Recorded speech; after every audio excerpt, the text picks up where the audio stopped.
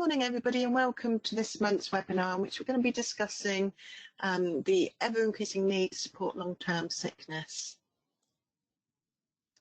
So for those of you who are new to our webinars, I'm Victoria Templeton, HR Knowledge Manager at HR Solutions, and I'm joined by Sue Watson, who is our Operations Director, and together we're going to be discussing this topic. Because we've got lots of you who have joined us today, we've placed you all on mute. But as always, we do like to hear your questions and take these at the end of our webinar. So I'm just going to quickly run through how you can ask questions. So on the screen now, you'll see an image of your GoToWebinar panel, and please type your question in the questions panel. And as I say, we'll read out as many as we can at the end of the webinar this morning. And along with taking your questions, we also like to run polls because we feel that it's helpful to the running of the webinar, and it gives everybody an insight into what other organisations are doing regarding to the topic. So when you see this slide, that means we've got a poll coming up. And in terms of the agenda, I'm going to first of all just set the context by sharing some sickness absence statistics. We're then going to focus on the main event, which is all about how to reduce the sickness absence in your business and support those who are off on long-term and short-term absences. We'll take your questions and answers at the end, and then I just want to spend a few moments where I can take you through what we're going to be doing in terms of our employment law seminar that we've got coming up at the end of the month. I think the first things to say before I get going is just really from a HR perspective, the overall approach to managing sickness absence, short or long, it's not about doubting the genuineness of somebody's absence. It is about managing absence levels so they don't become detrimental and tip that balance within the business.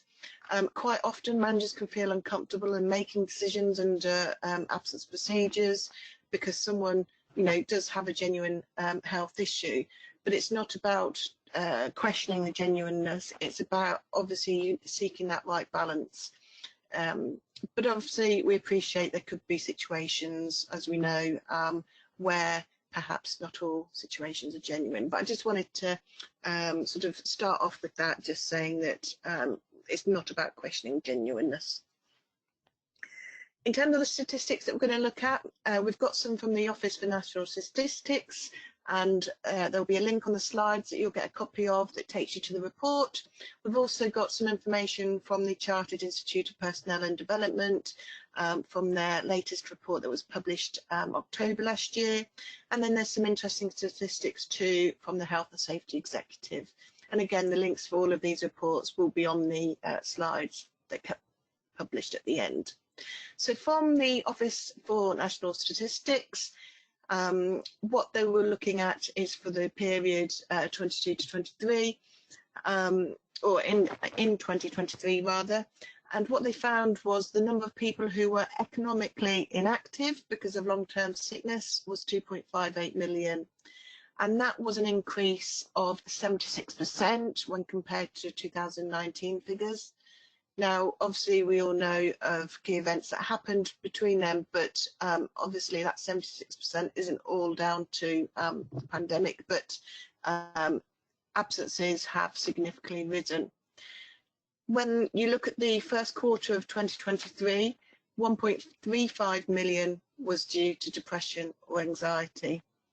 And we hear a lot in the news about how urgent mental health support is needed across the country in terms of supporting people because it is on the rise.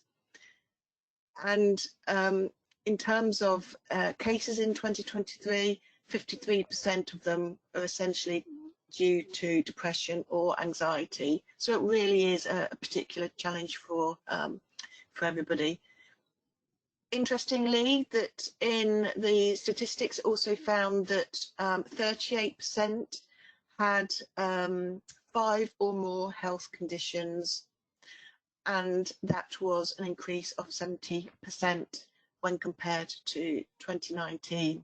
So they are significant numbers, and obviously I suspect that we all can recognise increases in absences, and we'll come on to some of that later.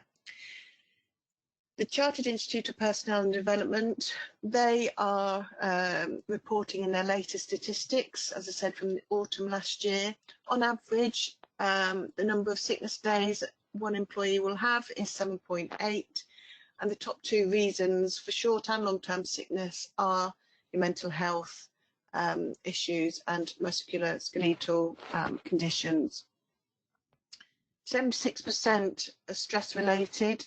And when you look at the depression, anxiety and stress, then it boils down to heavy workloads and management style. That's what came through from their report and their findings.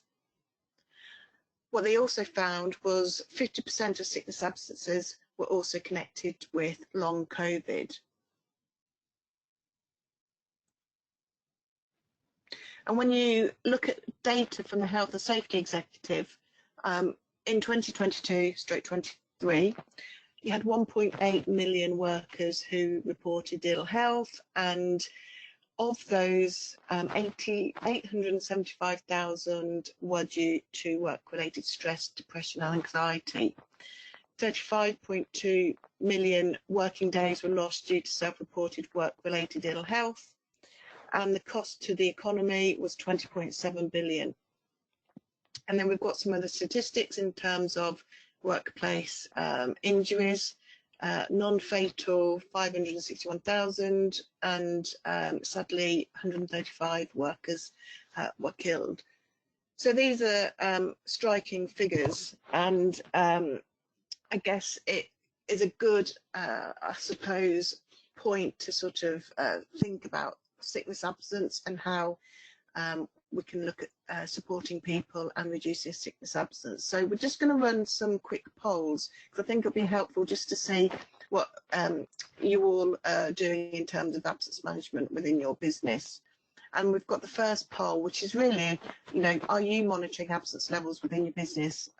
We've had a look at some statistics, but from your point of view, what are you doing? Are you monitoring these?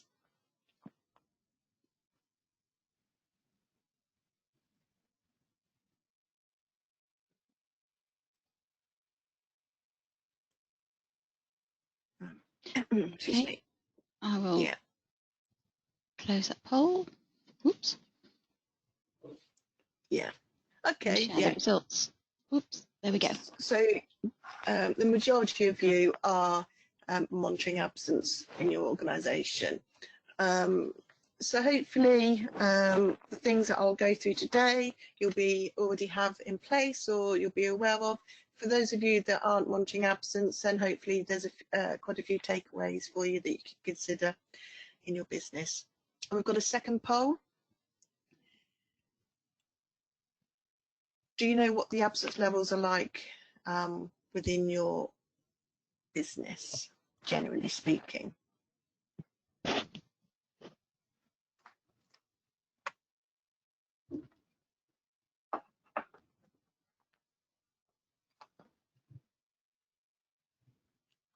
Okay, I'll close and share that one.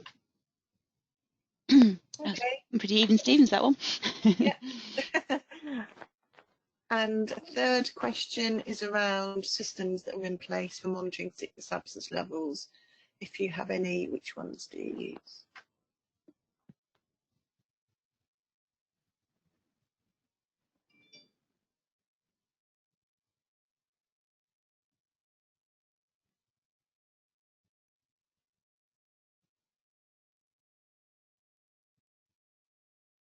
Okay, I will close and share that one. Okay. A general split across all four. I think understanding what your absence levels are will be helpful very much for knowing what you need to do moving forward and whether you need to do anything. So interesting. And also that the majority are using some kind of trigger system, whether it be the Bradford factor or their own internal one. I guess that's to help with the consistency, which is also an issue when you're managing absence, isn't it? Consistent. Okay, I'll move on to the last poll for this section, I think. Yeah, we've got last poll, and it's just really, if you've got generally a recurring theme, there's just a few reasons there obviously there can be many, many more reasons.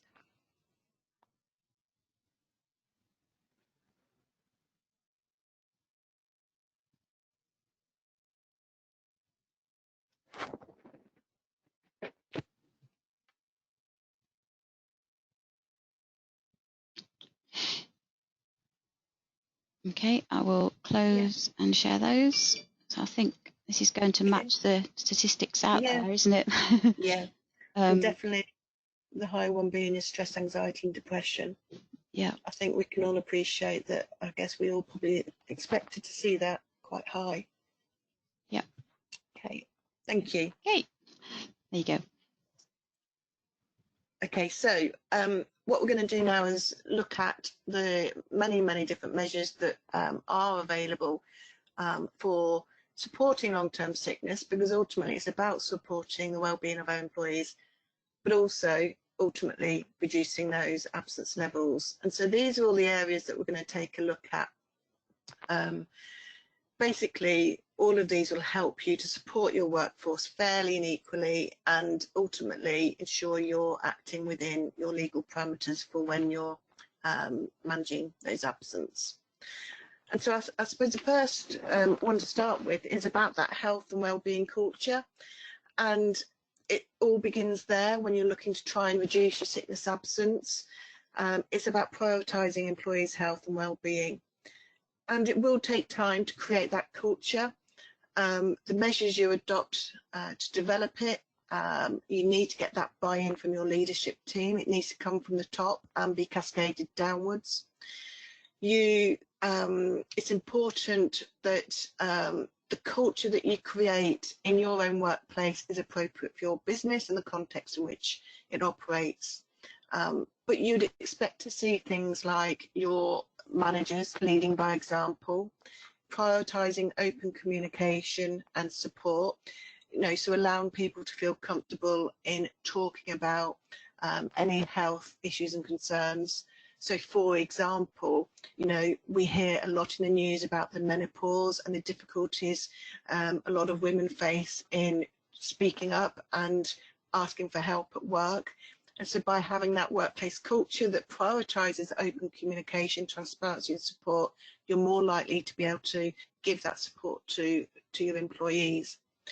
It's about investing in people's health and well-being, and it doesn't have to be costly. Think creatively about how non-financial incentives or low-cost measures can actually play a positive impact on your health and well-being of your workforce. And some of these that I cover today will be low cost or no direct costs. Clearly, there'll be some that have costs associated. It's about promoting mental health awareness. So as we've seen from the statistics, as we've seen from your poll, we are seeing mental ill health as being the leading cause for sickness absence. Everybody will feel it at some point, whether it's caused due to personal reasons or whether it's a root cause connected with the workplace. There is that increasing need to support mental health. Having a workplace culture that supports health and well-being is also one that actively addresses concerns. So looking to see how you can address issues and having in place the right infrastructure to get those addressed. So if we think about the use of risk assessments and employee communications forums, it's about making your workforce feel comfortable in being able to raise concerns so that you as the employer can address those. It's about implementing flexible working arrangements so that you can support more people back into the workplace. By using those flexible working practices, you can tap into a far greater talent pool if you adopt your working arrangements. You're able to get more workers in the workplace that perhaps have long-term mental health issues but can't sustain full-time work. So how can you get that person back to work or to join your organisation? Well, flexible working could be that solution. Having a health and well-being culture is also about how you encourage physical activity. and support your workers making positive health choices. So it can be small things like offering free fruit, encouraging team lunchtime walks, or some similar activities after work, visits to the gym or classes. Try and encourage that physical activity and positive health choices. And then it's about fostering a supportive and positive working environment. So that's really first things first. It's trying to create and have a vision for what health and wellbeing culture you want your business to have. And that includes having wellbeing strategies as well. They're going to be key to tackling absenteeism and is a key step in creating that health and wellbeing culture. So it's about promoting and supporting employees' physical health, their mental health, as well as social well-being, making people feel inclusive in the workplace. It's about encouraging work-life balance. You know, there are far greater pressures on people nowadays with juggling various work and home life commitments, and it's having appropriate wellbeing strategies for your business that help to encourage that. And it's also about empowering employees. So can they be empowered, for example, to manage their own time, their own hours, so long as they get their work completed? You know, that's just one example of how you can empower employees to take action that can positively impact on their health and well-being. You know, so if it's quieter at the gym, or they're a bit less conscious if they went to the gym in a quiet part of the day, well, you know, have they got the role and support to be able to do that in the morning instead of doing it in the evening when it's peak times, so long as the work gets done. So it's trying to think of strategies that you want to positively support employees deploying. And then finally, having that holistic program, so something that supports, as I said, not just the physical well-being, but the mental well-being as well. So perhaps lots of small initiatives rather than one large costly initiative. And we've talked about absence monitoring, but absence policies and procedures are fundamental. A well-defined policy and those clear procedures, they are crucial tools for employers to effectively manage and potentially reduce sickness absence. So think about things like incorporating trigger systems. So a lot of you on the call today do already use some form of trigger system, which is great because that means you can have that consistent approach to how you manage and support sickness absence. The requirement for return to work interviews incorporated into your procedures is going to be fundamental. We know from research in the past that the return to work interview is probably the most key tool in tackling absenteeism. And so, you know, make sure that your policy and procedure incorporates that, because also it's an opportunity to touch base with the individual when they're back about their well-being and whether there's any support needed. It's about having a policy that incorporates the use of medical advice, whether it's Occupational Health or seeking guidance from their GP, as well as having those informal and formal welfare approaches and processes dedicated for supporting short-term sickness and long-term sickness. So long-term sickness is a very different approach to short-term, because it's about the support and management of a long-term health condition. You know, and some of the conditions that you're dealing with can be extremely serious. I'm not saying that short-term can't, I'm just saying that they're more likely to be more serious in nature if they're that long-term in nature. Short-term sickness, yes, there can be some serious ongoing health issues that need or lead to short intermittent absences, but short-term absence is about the need to contain the absence levels so that, like I said from the outset, we all expect there is absences. There cannot be a workplace that doesn't have any sickness absence at all. I think that would be very rare. So it's recognising people do get sick, it happens, and what is your acceptable level that you can sustain in your business before the point at which it becomes detrimental.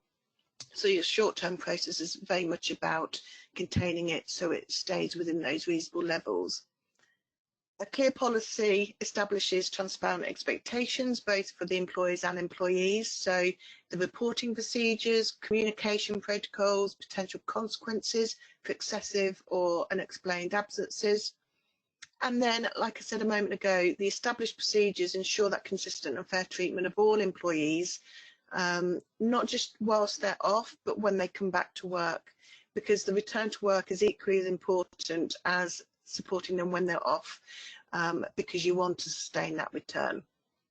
And so this combination of clarity and consistency contributes to a more predictable and manageable situation for all parties.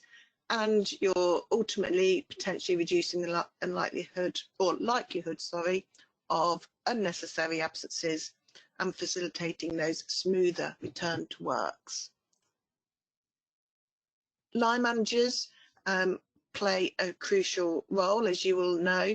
So the training of your line managers is fundamental to managing the people for when it comes to sickness absence. They play that key role in facilitating and maintaining the return to work. And we know that managing absence is also underpinned by several pieces of employment law, you know, the Equality Act being the main one. And to avoid that risk from tribunal claims, it's vital that your line managers are trained in how to effectively manage short and long-term sickness so that they can support and manage their employees in line with the legal parameters. The more skilled the line manager is in handling discussions as well and managing the process, the more likely you will see lower absence levels. You know, because if they're able to keep that regular engagement with the employee, provide the right support, explore all avenues for adjustments, you're likely to see a more successful return to the workplace. And I mentioned the CIPD statistics earlier, and in that same report, it found that a lack in line management skills and confidence was the most common challenge for employee wellbeing, and management style was being one of the top causes of stress-related absence. So there really is a huge benefit and need for ensuring you've got trained managers in your business. In that CIPD report, it also found that 68% of businesses provide line managers with a tailored support and 59% provide with some training in handling absences. So it is a really important aspect to your overall health and wellbeing strategy. And then when it comes to stress-related absences, in that same CIPD report, 55% of organisations said that they were taking steps to provide stress management training for managers, and that 66% were likely to train mental health first aiders as well. So I'm just going to pause going through the support measures and run, I think we've got 4 polls here. And really the first one is about how many of you have health and wellbeing as a top priority in your business?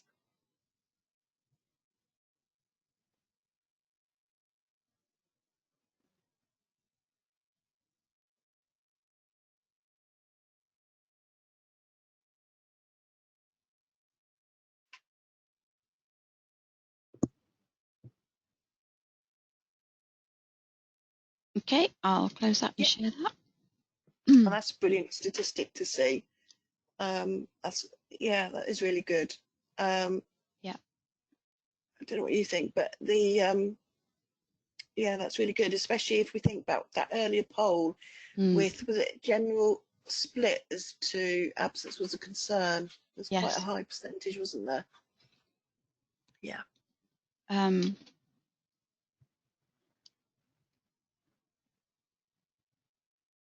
So the next poll is for those that reported earlier that their absence was a concern.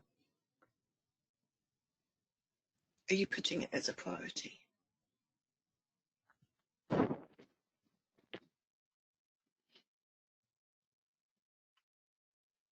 Interesting split on this one. So I'll close that there and share. Yeah. Okay. And It's it's quite a lot, interesting, and not. Mm. yeah, and it could be for a variety of reasons. It Mm. could be um, resource and not having, I guess, enough resource in place to be managing that as a focus. I don't know. It's interesting. Mm. And then the next one I think is to do with the strategies. Yeah.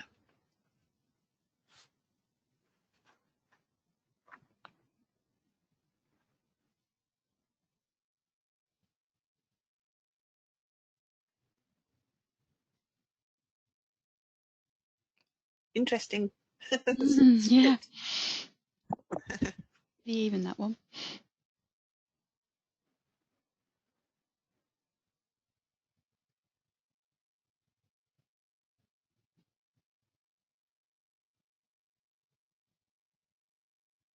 Okay, I'll close and share that one. Yeah. Oh, interesting. Yeah, at one point it was 50-50. He was. He hovered around That's quite a good bit. to see. Yeah. Excuse me. And then I think we've got one last one. Yeah. And it's all about the policy. Yeah. That's short-term absence and long-term sick. Yeah, thank you, Sue. Those are just trying to work it out quick. Do you deal with both in your policy, or one or the other, or not at all? Don't have a policy.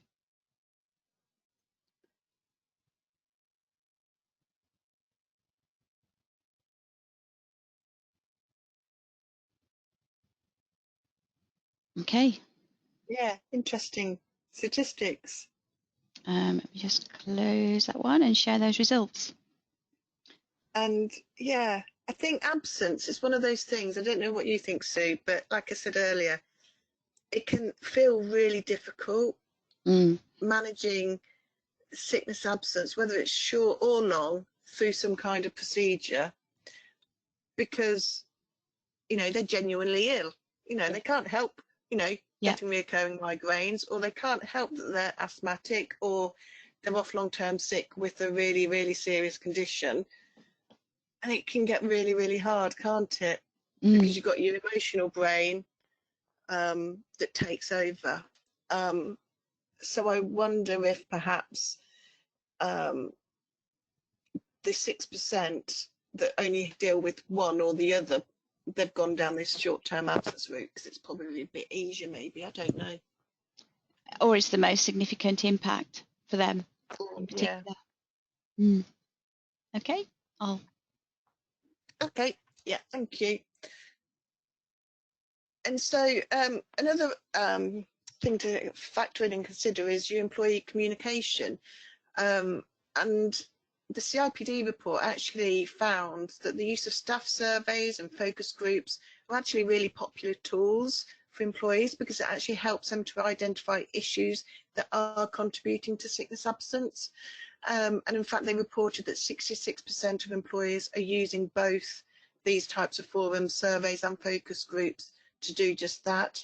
So it's really interesting, and actually it's a proactive way and would be a good initiative as part of a general wellbeing strategy. So I thought those statistics were interesting. And another key tool is, of course, the stress risk assessment. Mental health, stress being one of the main causes of absence. The stress risk assessment can be a powerful tool for reducing it, because essentially they're allowing the business to proactively identify potential stressors within the workplace, and therefore it allows for those issues to be addressed before they escalate. So again, it's preventative rather than reactive.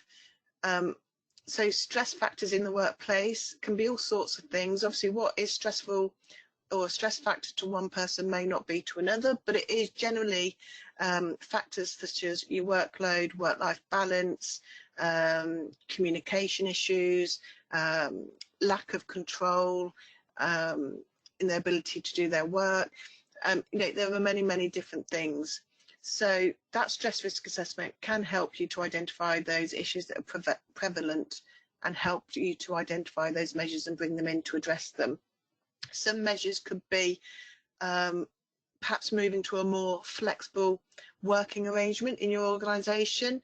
Like I said earlier, as long as a job gets done, does it matter when those hours are worked? Obviously, there's got to be some reasonable and sensible hours of work worked. You don't want somebody working at silly hours.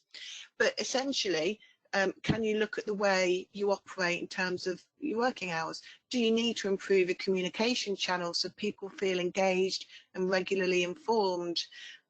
Or do you need to provide additional support resources? You know, these are some things that you can do to introduce that will positively impact overall on staff attendance levels, as well as engagement levels, of course. A common measure, and some of you may have access to this and have it in your workplace, but an employee assistance program. So it's a service that essentially is all about helping to resolve employee concerns, which ultimately can be affecting their performance or attendance at work. So it's a great external service that typically includes providing support on personal matters, whether it's health, relationship, family, finances, emotional challenges, anxiety, even work matters. So they are a really good source of external support. And they typically provide the employee with free confidential counselling and other forms of assistance like general advice, information, and are clearly to recognised standards. So it is generally a strategic intervention that is ultimately aimed at reducing absenteeism and supporting your employees in the workplace. But I think the thing to say is generally the EAP is aimed at providing short-term counselling. You may have a more different case in your workplace where somebody has got a severe case of mental ill health. They've been seeking treatment or for some time, or they need treatment for a long ongoing time. Clearly then EAP isn't necessarily that piece that they'll need. They may for a one-off, but ultimately they need some longer ongoing counselling support. But as a strategic tool for helping to reduce sickness absence in an organisation, they are really fabulous, and it sends a massive message to your workforce that you support employee well-being. So following on from that is the access to counselling, and it is as a separate tool. Providing access to counselling services can clearly help to reduce sickness absence, particularly when people are off on long-term sick, and also helping in with facilitating the return to work. The difference, as I said, between an EAP service and specific counselling is that the counselling services are more for that long-term support, where an employee needs ongoing long-term counselling services and support. Your EAP is typically for the short-term help that they need. The access to counselling as well, it could be that perhaps you offer funding, contribution to, or simply a reasonable amount of time out of the office or the workplace to attend counselling appointments they may have. Just also bear in mind that allowing somebody out of their work day to attend counselling could be a reasonable adjustment if their health issues that they're seeking out counselling support for is a Disability and Inequality Act. So that's a separate measure to EAP, but definitely worth it. And similarly, mental health first aiders. So a mental health first aider is someone who in your organisation is appointed internally to be a mental health first aider that will play a significant role in reducing the sickness absence.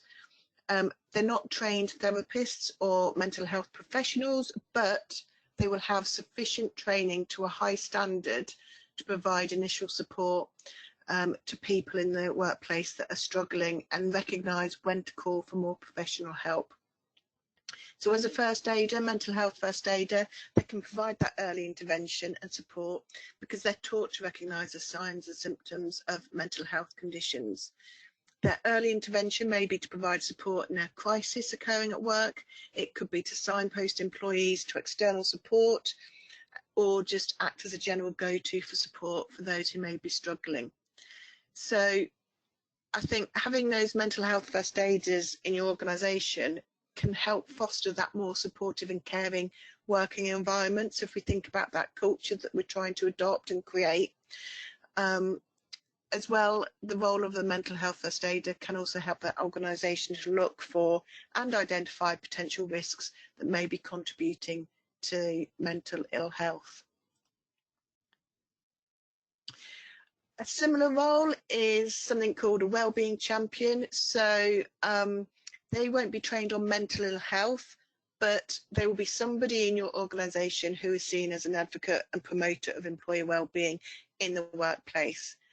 This means that they are there to play a proactive role in helping to reduce sickness absence, because they will be raising awareness and promoting healthy behaviours and work practices and policies that can help in monitoring and collecting feedback, and ultimately support in creating that culture of well-being.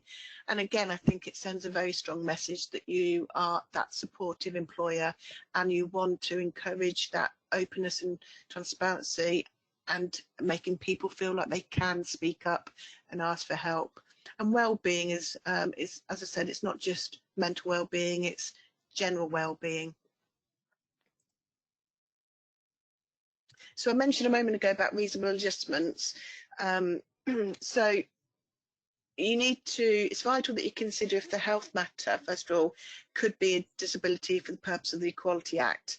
Now, ultimately, that's going to rest with the tribunal judge to make that call, but there are many things that you can take into account to help you in working that out. But if there is that medical issue that is likely to be classed as a disability, then you're going to be legally obliged to implement reasonable adjustments. So what is reasonable to one employer may not be reasonable to another. And I think we could do a whole webinar on this particular area of employment law, because it actually comes up very, very often, because we are seeing more and more employees having to juggle, you know, keeping employment whilst having treatment for or dealing with managing a condition that is a disability. But for the purpose of today's webinar, then it's about just making sure that, you know, when you are considering whether, first of all, some condition is a disability and therefore should you be making reasonable adjustments, the reasonable adjustments are there to alleviate or remove any disadvantage that is suffered by that person in the course of their work because of their disability. And the aim of reasonable adjustments is to put in place measures that ensures the employee can participate fully and effectively in working life on an equal basis to other workers. So it's trying to think, what can you do that can help either keep that person back in, keep that person in work to prevent them going off, or if they're off work and you want to support that, you are supporting them and getting them back, what adjustments can you be making that are reasonable, so that you can facilitate that return to work, because the sooner you can return, the person can return to work, the better. So in terms of reasonable adjustments, then it could be making adjustments to the working environment, the job role itself, or equipment that the person uses to do their job.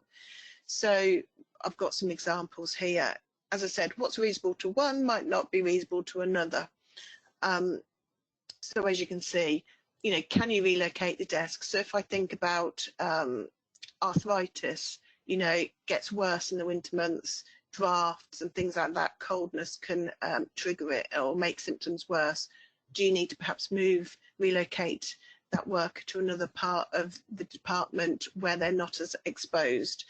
Or, you know, do you have accessible doorways in place for people that need that access because of equipment, wheelchair, or if they're using crutches or what have you?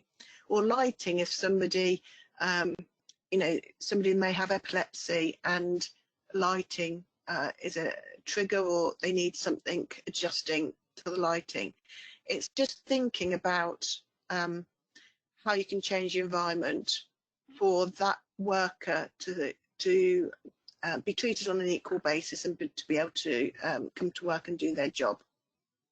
When it comes to the job role, it can be things like changing the way the job is worked. So could it be that you need to change the start time? So they may have medication that they have to take in the morning that perhaps might make them perhaps drowsy initially, and it takes a while to sort of come away from that drowsiness. So do you need to therefore change the start time? Do you need to incorporate additional breaks? Do you need to adjust the duties in any way so that perhaps, you know, if they say their mental ill health is classed as a disability, then are there aspects of the job that particularly worsen that condition, that perhaps susceptible to more stresses, or can you adjust it by taking those stresses out? And then equipment, you can make modifications to workstations, you can have furniture that's adjustable, rising desks, ergonomic chairs, computer, keyboard, mouse. You know, remember, people who have dyslexia, they might need some equipment for their monitors to help limit or remove any of the disadvantage that they suffer, or voice activated software. I've seen cases where people have introduced voice activated software because it helps remove a disadvantage that the person had because of their disability. So there's many, many different things, and as I said, it's really down to talking with your individual, seeking medical advice as you need to really determine what is reasonable. One thing I would really, really encourage is something that's called access to work, and it surprises me that perhaps not as many organisations perhaps use it or think about bringing it into conversations in wellbeing sickness discussions. But essentially, access to work is where an employer can get access to financial to money in support of helping somebody in the work with a disability. So the thing with the access to work, the application process has to be triggered by the individual, not the employer. But as soon as they've linked up with the Job Centre Plus and their access to work coordinator, and they get the application running, then communications will start between access to work and the and your business. And it's about allowing them to come on site, have a look at the where the employee works, their work environment, the equipment, understanding the job role, understanding obviously the health challenges, and then they will provide a report based on what they're recommending in terms of equipment, and then they will contribute a certain amount to those costs. So it's a massive, massive thing, and I think when you're managing general disability cases, to be talking about that, encouraging it, because you want to be doing all you can, and you need to be doing all you can to be able to support that person at work.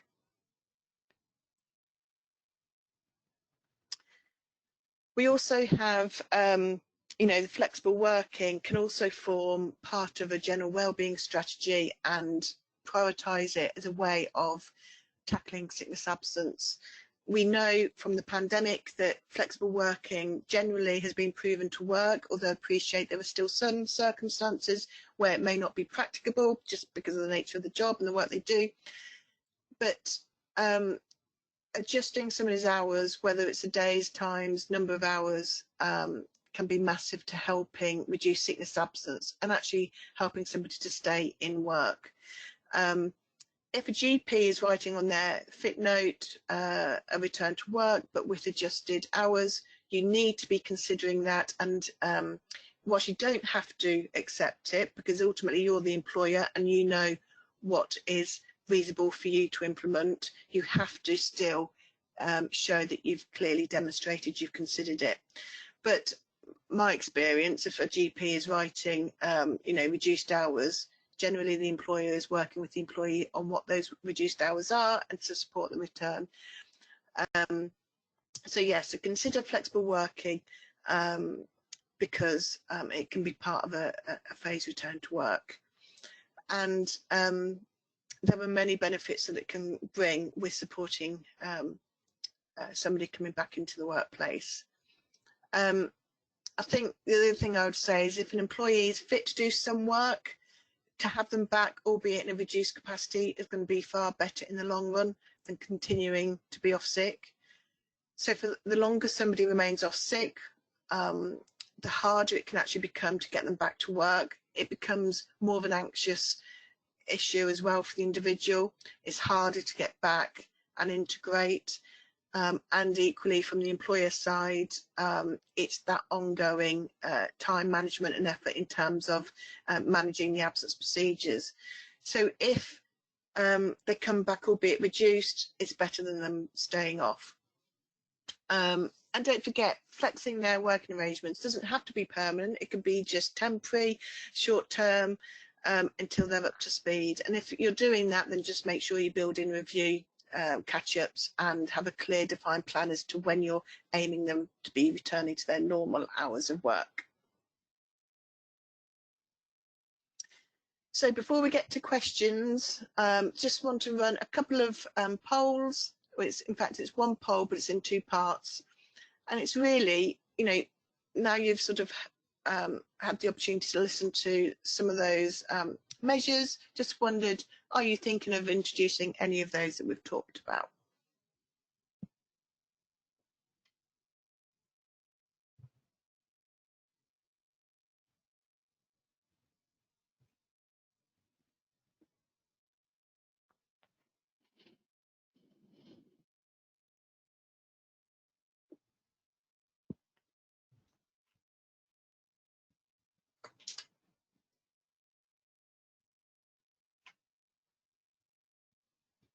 Okay, I will close the poll and share those results first.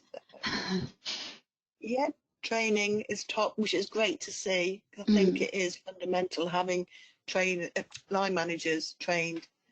That's your starting point, isn't it?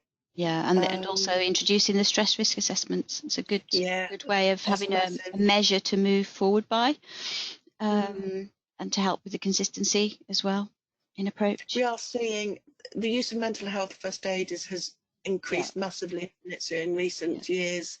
So that doesn't come as a surprise, and that's a really good initiative. And EAP, I don't know in terms of how much it costs, whether you know more about the cost side. So it's a very low cost per employee for the perceived value it offers.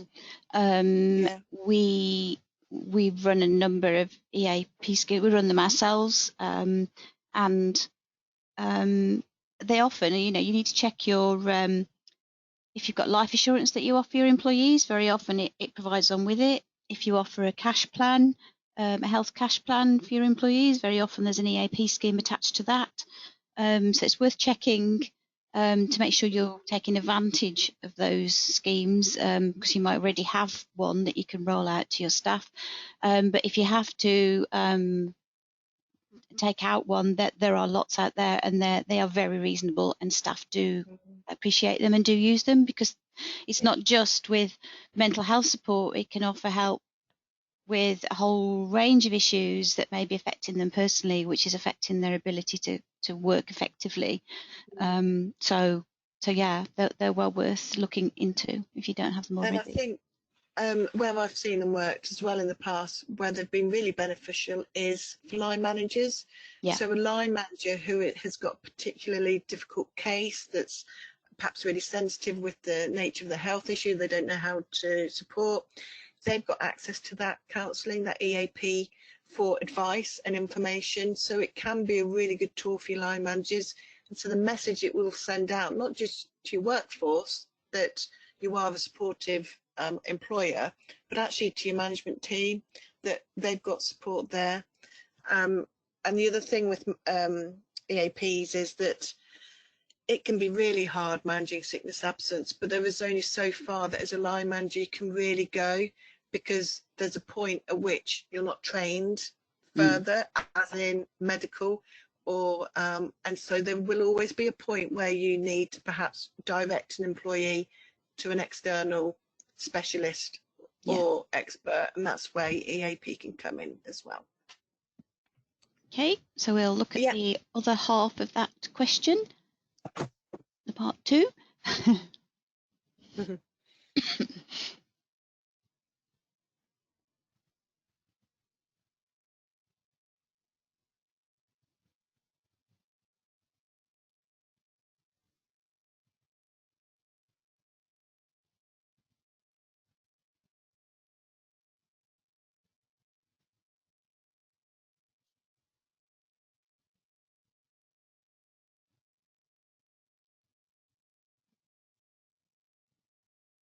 Okay, I'll close that poll and share those results.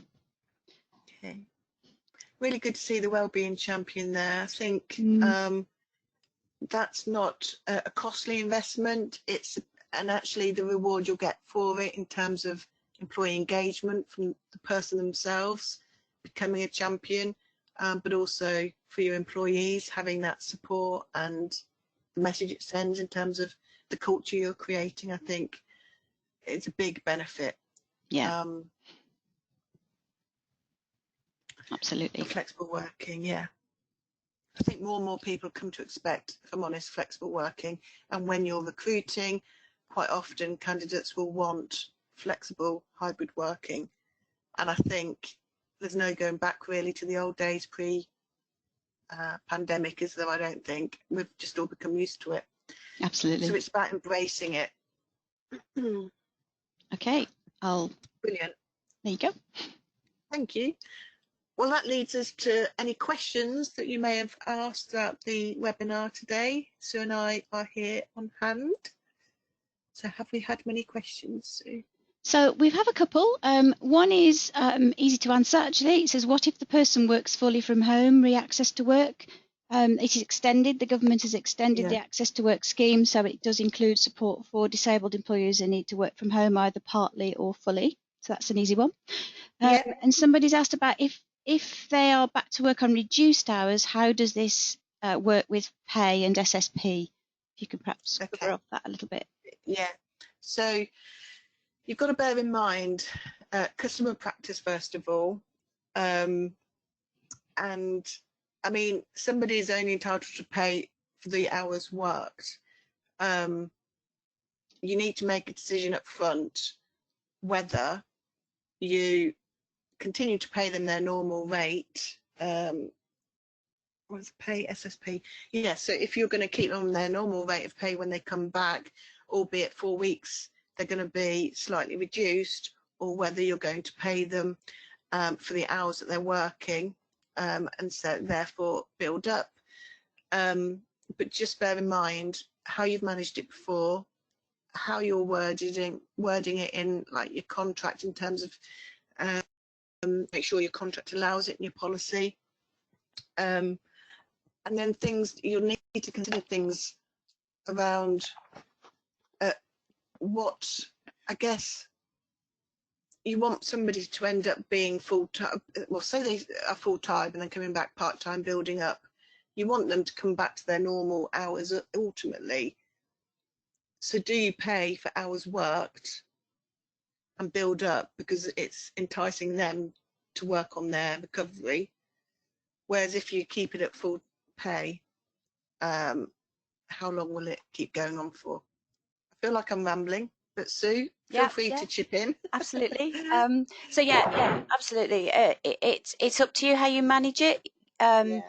Most employers will pay them for the day they work, and then they'll just revert to SSP for the rest of the day. But remember, if you do even work part of a day, then you can't go on SSP for the rest of it. So you either pay them for the hours they work, and it needs to be sufficient hours really that will cover the loss of the SSP, or they stay on SSP.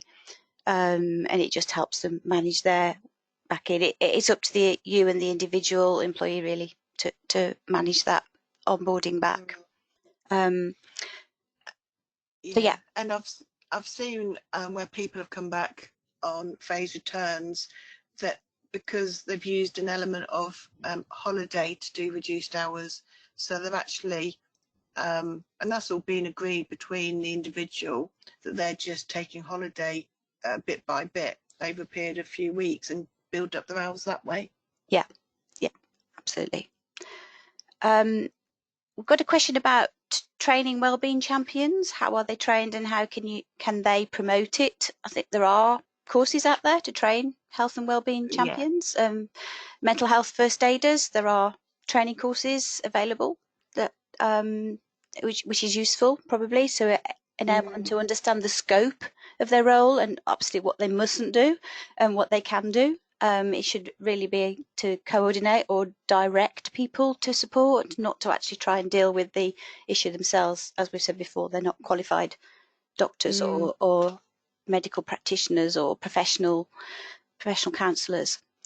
Another question was, if a member of staff is reluctant to engage to follow the absence procedure when they're on long-term sick, well, really, you can only go on what the employee is prepared to engage. And as with some people who won't perhaps engage in the occupational health report or doctor report that you may want to help you manage it, if they don't engage it, you can only make decisions on the information you have. And as long as you've made that really clear to the employee that it is meant to help manage them back to work or manage the situation for them, and everything will be done in discussion with them. That if they continue to not want to undergo that process, then you'll have to make decisions based on what you know, which may be to their detriment. And I think that's all you can do in that situation, unfortunately. So, and it does happen. So what if we weren't aware of a disability until it gets to disciplinary? Can we backtrack and put in reasonable adjustments? I guess yes, you can. That could be one of the responses, because that part of the hearing is to understand the employee's perspective, and if it's something that's not visible or they hadn't made you aware of on any medical forms you've done on induction or anything like that, if you absolutely weren't aware of it and couldn't have been aware of it unless they told you, then that could be a mitigation, and you may want to say, in that case, we will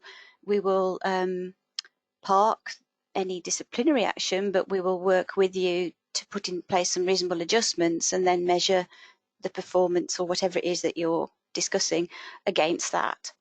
But yeah, there's never any harm in backpedaling once you're given new information, because that can happen, and you probably need to do more investigation in case they're not related, the disciplinary and the reasonable adjustments. But if they are related in some way, then you need to investigate that further with them and explore what other options you've got.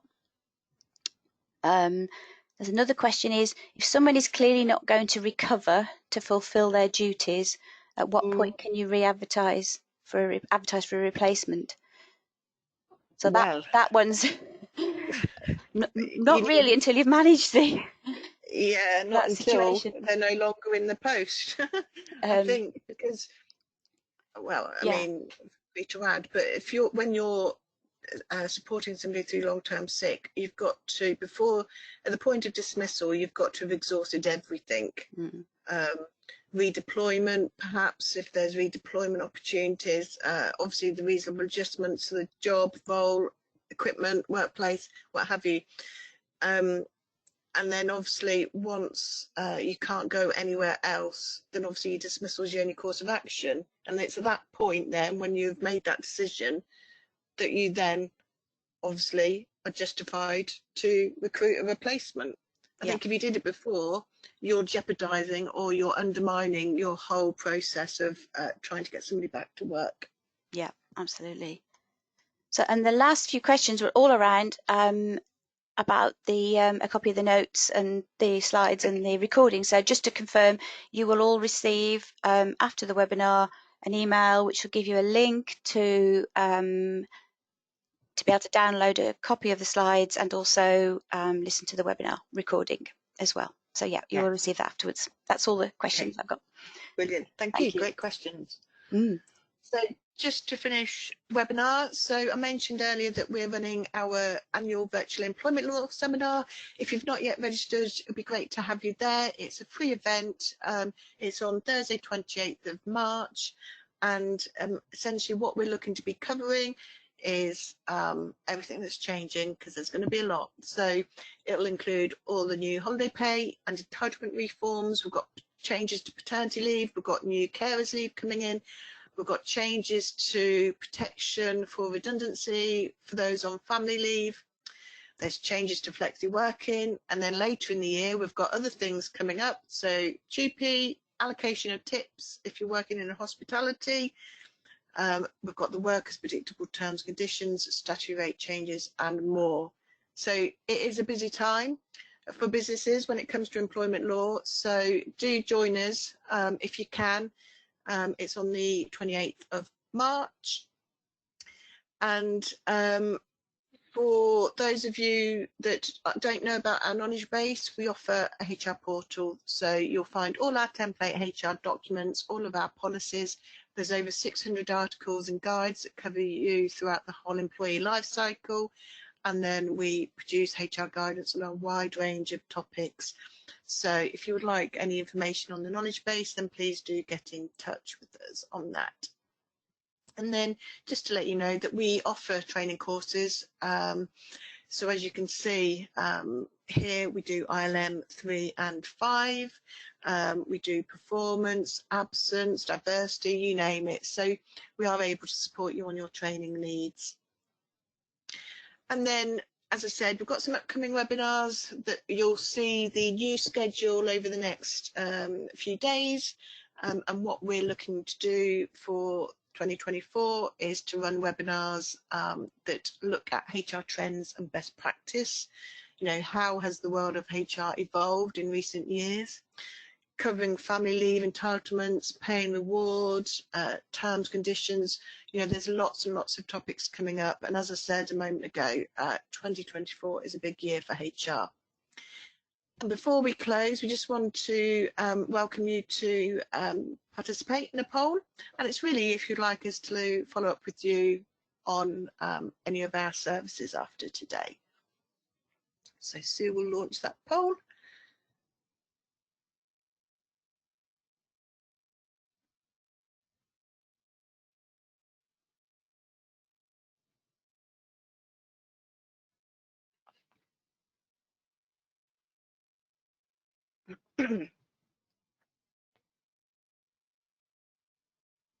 Okay, I'll close that now.